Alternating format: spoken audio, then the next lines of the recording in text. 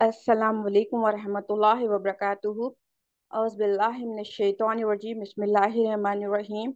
अल्लाहुम्मा सल्लि अला सय्यिदिना मुहम्मदिन व अला आलि मुहम्मदिन कमा सल्लैता अला इब्राहीम व अला आलि इब्राहीम इन्नका हमीदुम मजीद। अल्लाहुम्मा बारिक अला मुहम्मदिन व अला आलि मुहम्मदिन कमा बारकता अला इब्राहीम व अला आलि इब्राहीम इन्नका हमीदुम मजीद।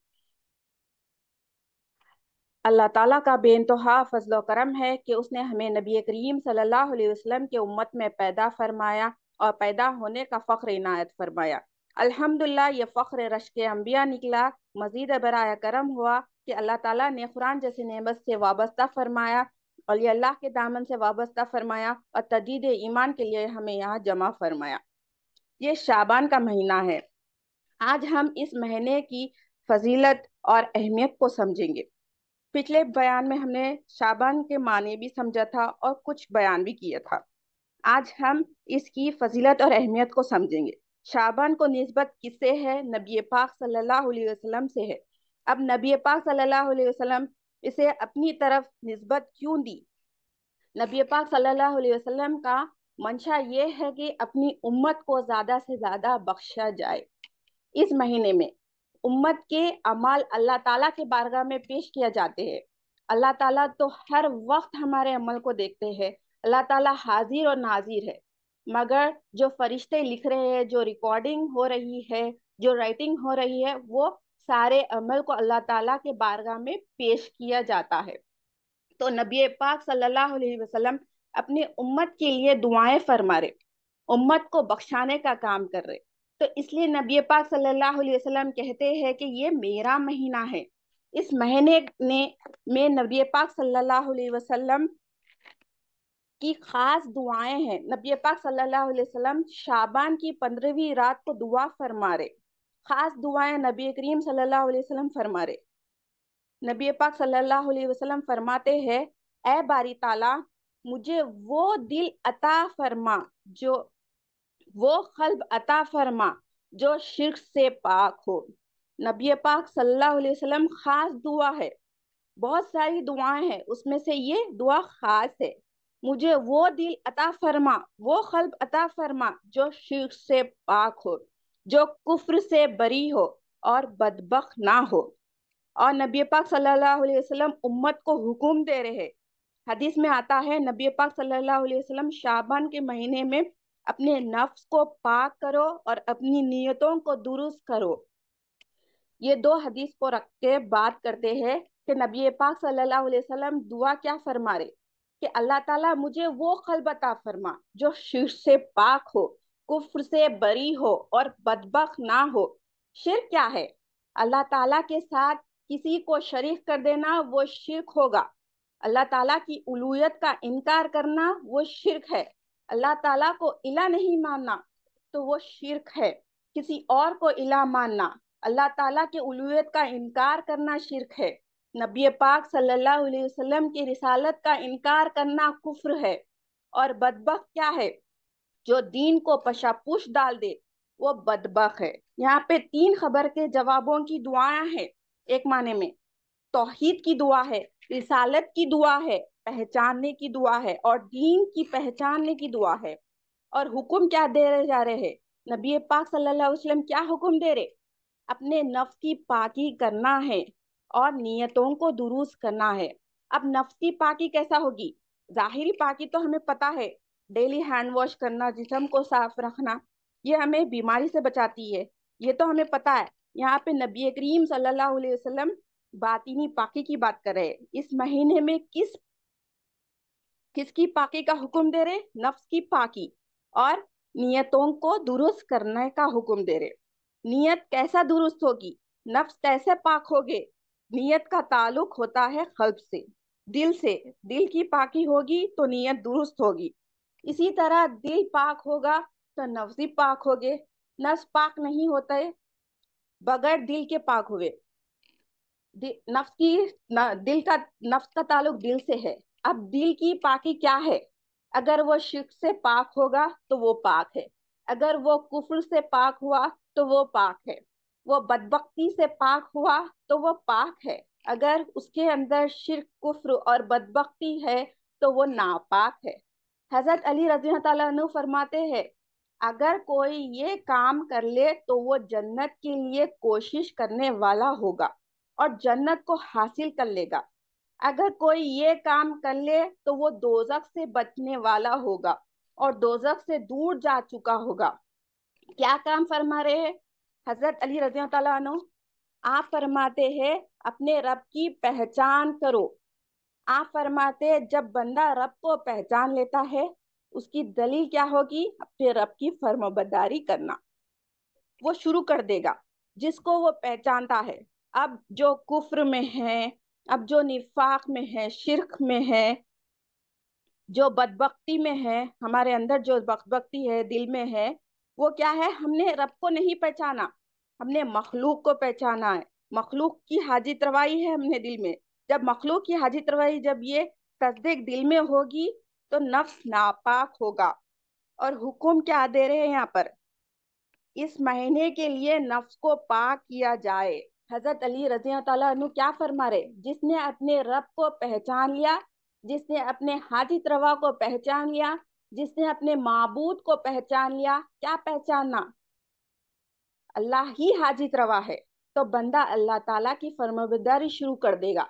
तो ये अमल से क्या होगा? बंदा जन्नत को हासिल कर लेगा और दोजख से दूर हो जाएगा। आप फरमाते हैं, वो जन्नत के रास्ते में चल पड़ेगा। और दूसरे दूसरा, शैतान को पहचानना। और शैतान को पहचानने वाला क्या होता है? उसकी मुखालिफत करने वाला होता है। शैतान की हुकुम की मुखालिफत करता है। जो अल्लाह ताला को इल्ला पहचान लेता है, अल्लाह ताला की फर्माबरदारी करता है, वो शैतान को पहचान और जो शैतान को पहचान लेता है, वो शैतान की मुखालफत करने लगता है। अब हमारे अंदर देख ले कि हम अल्लाह को पहचानने वाले हैं या नहीं। अगर अल्लाह की फर्माबरदारी करने करे और शैतान की मुखालिफत करे, तो हम अल्लाह को पहचान लिए। अगर ये नहीं करे, तो हमने नहीं पहचाना अपने रब को। हमें पहचानना है कलमे के जरिए, जिक्र से। फिर क्या करना है? सदमंदी को पहचानना है, फिर बदबख्ती को पहचानना है, क्या सही है क्या गलत है वो पहचानना है। फिर आप फरमाते हैं, दुनिया को पहचानो और आखिरत को पहचानो। दुनिया क्या है? हम क्या समझते हैं? जो मैप में है, जो कंट्रीज का नक्शा है, हम उसे कहते हैं कि वो दुनिया है। वो दुनिया नहीं, मगर वो दुनिया नहीं है। अल्लाह ताला जमीन और आसमान को पैदा फरमा के दुनिया को पैदा फरमाए। दुनिया क्या है? दुनिया ममलून है। दुनिया क्या है? अल्लाह ताला दुनिया को कभी निगाह रहमत से देखे ही नहीं। दुनिया क्या है? दुनिया अल्लाह की दुश्मन है। अल्लाह ताला हजरत ईसा अलैहिस्सलाम फरमाते हैं, तू दुनिया को माबूद नहीं बना। दुनिया को माबूद बनाना क्या है? दुनिया को पहचाना कि यही मेरी हाजित रवा है और उसी की फर्माबरदारी में लग जाना। आप फरमाते हैं, हजरत ईसा अलैहिस्सलाम फरमाते हैं कि दुनिया को माबूद ना बना, दुनिया को दुश्मन बना। दुनिया को दुश्मन समझ, माबूद ना बना, दुश्मन समझ। जब तू दुनिया को दुश्मन बनाएगा, अल्लाह ताला तुझे दोस्त बना लेंगे। ये सब दिल की बात है, दिल को दुरुस्त करना है। ये महीने में दिल को दुरुस्त करना है। फिर रमजान भी आ रहा है, इसकी तैयारी करे। अल्लाह ताला हजरत इब्राहिम अलैहिस्सलाम से मुताखिब होते हैं। वही फरमाते, ए इब्राहिम अलैहिस्सलाम, आप फरमाते, दोस्त है आप, खलील है। आप हमारे दोस्त है, आप खलील है, आप खलील उल्लाह है। आप हमारे दोस्त है और हम आपके दोस्त है। अल्लाह ताला इरशाद फरमा रहे हदीस खुदसी में, ए इब्राहिम अलैहिस्सलाम, आप हमारे दोस्त है और हम आपके दोस्त है। अपने दिल को किसी गैर से बिजी नहीं रखना, मिलाना नहीं, ताल्लुक पैदा नहीं करना। अगर तुम अपने दिल को किसी और के साथ बिजी कर लोगे, ताल्लुक पैदा कर लोगे, तो हमारी दोस्ती टूट जाएगी। अल्लाह ताला क्या फरमा रहे? आप हमारे दोस्त है, हम आपके दोस्त है, मगर ये जो खलीलुल्लाह का रिश्ता है, ये कायम कब होगा? ये जो दिल है, आप दिल किधर बिजी होगा वो देखेंगे। कल में अल्लाह ताला की पहचान होना है, ये जरूरी है। बेलुल दानी रजी अल्लाह एक बस्ती में लोगों को समझाते हैं। जब के जमाने में भी अल्लाह वालों की बात कौन सुनता था? अब अभी भी उस वक्त अल्लाह वालों की बात कोई नहीं सुनता था। उस जमाने में भी सब अ, ये बस्ती में दीन की दावत दे रहे थे। सब चले जा रहे थे, कोई नहीं समझ रहा था। लोगों को समझा रहे थे कि अल्लाह के करीब हो जाओ, मान जाओ, दीन को समझा लो, दीन को समझ लो, दूर हो जाओ दुनिया से। कोई नहीं सुन रहा था। एक जना पूछे, हजरत क्या करे? तो उन्होंने बोला, मैं सुलह करा रहा हूँ। तो पूछे, किसकी सुलह करा रहे? बोले, इंसानों की अल्लाह ताला से सुलह करा रहा हूँ। तो उन्होंने बोला, क्या बना? बोले, अल्लाह तो मानते हैं सुलह कराने के लिए, ये लोग नहीं मानते। तो पहले दिल को पाक करने के लिए सबसे पहले स्टेप, बेसिक स्टेप क्या है? तौबा करे। तौबा किससे करे? शिर्क से तौबा करे, निफाक से तौबा करे, कुफ्र से तौबा करे, बदबख्ती से तौबा करे, दीन से जो हम दूर हो गए उससे तौबा करे। तौबा हमें क्या समझा, क्या समझ रहे? हमारी अंडरस्टैंडिंग क्या है तौबा की? जो गंदे काम करते हैं वो करना हम समझते हैं उससे तौबा करना है। वो उससे करना है, मना नहीं है, मगर हमें भी करना है। जो हमारे दिल में शिर्क है, निफाक है, कुफ्र है, उससे हमें तौबा करना है। ये बहुत बड़े गुनाह हैं, इसे तौबा करना जरूरी है। शाबान की 15वीं रात को तौबा कर ले, अल्लाह ताला बख्श देंगे। हमें हर वक्त हर रोज तौबा करना है, अस्तगफर करना है। इससे अल्लाह ताला से दिल जुड़ा होगा और हमारे नफ्स की पाकी होगी। शाबान की 15वीं रात को इबादत करना है और सुबह रोजा रखना है। वैसे तो रब्बे करीम तहज्जुद के वक्त पहले आसमान के तरफ हुजूल जलाल फरमाते हैं और फरमाते हैं, लोगों से फरमाते हैं कि है कोई बख्शिश मांगने वाला? माफी देने वाले कह रहे हैं, है कोई बख्शिश मांगने वाला? आओ, मैं बख्शिश करने आया हूँ। आप फरमाते, है कोई रिस्क मांगने वाला? अल्लाह ताला 15वीं रात को जो मांगे वो अता कर देंगे। अल्लाह ताला को पहचानना जरूरी है। पहचानने के लिए नफ्स की पाकी होना है। वो कैसा होगी? तौबा से, अल्लाह से बख्शिश मांगने से होगी। अल्लाह ताला हमें ऐसी ऐसी रातें और दिन दिए जिसकी हम यूटिलाइज कर कर अल्लाह ताला से तौबा कर ले, अल्लाह ताला की पहचान कर सकते हैं। ये अल्लाह ताला हमें मौका दे रहे हैं। ये अल्लाह ताला हमें क्या करे? आके सच्चे दिल से तौबा कर ले, अर्श के मालिक पिछले सब गुनाह माफ कर देंगे। देखे हर जगह कल्ब यानी दिल को देखते हैं अल्लाह ताला, ना तुम्हें, ना तुम्हारे रंग को, ना तुम्हारी पोजीशन को, सिर्फ कल्ब को देखते हैं। इसे पाक करे, दिल में अल्लाह और उसकी माबूद की मोहब्बत पैदा करे। शाबान की 15वीं रात शबे बारात है, अल्लाह ताला को राजी करना है। लोग दलील मांगते हैं, जागना क्या है? इसे बिद्दत कहते हैं। हम इसे आगे समझते हैं, इसे बिद्दत, बिद्दत के माने। मगर जाकर अल्लाह ही को तो इबादत करना है, अल्लाह ही को तो राजी करना है। ये गोल्डन चांस है, इसे जाया ना करे। पाक दिल से अल्लाह की तारीफ करे, दुआएं मांगे। जब हम कोई काम करते हैं, टीचर को खुश करते हैं, तो हम एक्स्ट्रा काम करते हैं, एक्स्ट्रा एफर्ट लगाते हैं हमारा। जब दुनिया के काम के लिए करते हैं, जो दुनिया बनाए उनके लिए क्या क्या करना चाहिए? राजी करने के लिए जग कर इबादत करके अल्लाह ही को तो राजी करना है। ये तो नफिल इबादत है, ये इबादत फर्ज नहीं। जो नहीं करा वो गुनाहगार नहीं, ये एक्स्ट्रा एफर्ट है अल्लाह ताला को राजी करने के लिए। अल्लाह ताला की रहमत का मौका है। हजरत आयशा सिद्दीक रजी ताला अन्हा फरमाते हैं, शाबान की 15वीं रात शब बारात की रात में अचानक नजर डाले तो हुजूर मेरे बिस्तर में ना थे। फिर बिस्तर में थे, फिर मेरी नजर फिर पड़ी तो हुजूर नहीं थे। मेरे दिल में गुमान आया, ख्याल आया कि शायद किसी और जोजाह की तरफ हुजूर वहां पे तशरीफ ले गए हो गए। फिर बाहर गए तो नबी पाक सल्लल्लाहु अलैहि वसल्लम जन्नतुल बकी में थे। हुजूर दुआ मांग रहे थे। फरमाते हैं, मैं गया तो हुजूर फरमाने लगे, अबू बकर की बेटी, तूने क्या गुमान किया? अल्लाह के रसूल तेरा हक तलफी करे गए? अर्ज करे, हुजूर आप मालिक है, कहीं और जाना चाहे मेरे तरफ से पाबंदी नहीं। कह, कहते हैं वहां पे खड़े खड़े मेरे रसूल ने बयान किया, हुजूर ने फरमाया, आयशा रजी अल्लाह तआला अन्हु, ये शाबान की 15वीं रात है। मदीने में बनो कल्ब की कबीले की बकरियों की तादाद के मुताबिक अल्लाह मेरी उम्मत के लोगों की बख्शीश फरमाएंगे। बनो कल्ब की बकरियां कितनी थी, हम गिन नहीं सकते थे।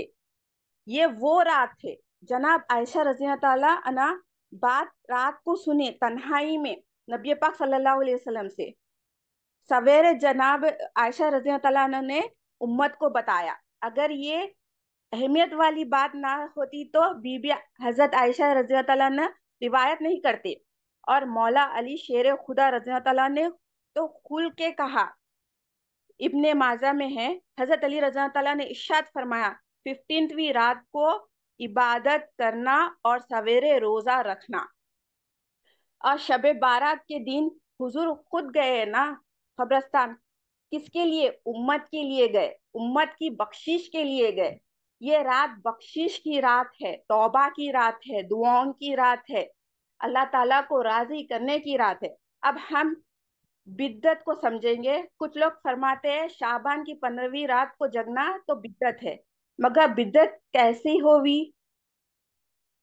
ये बिद्दत को मिसकम्युनिकेट किया गया है, मिस इंटरप्रिएट किया गया है, कौम को गुमराह किया जा रहा है।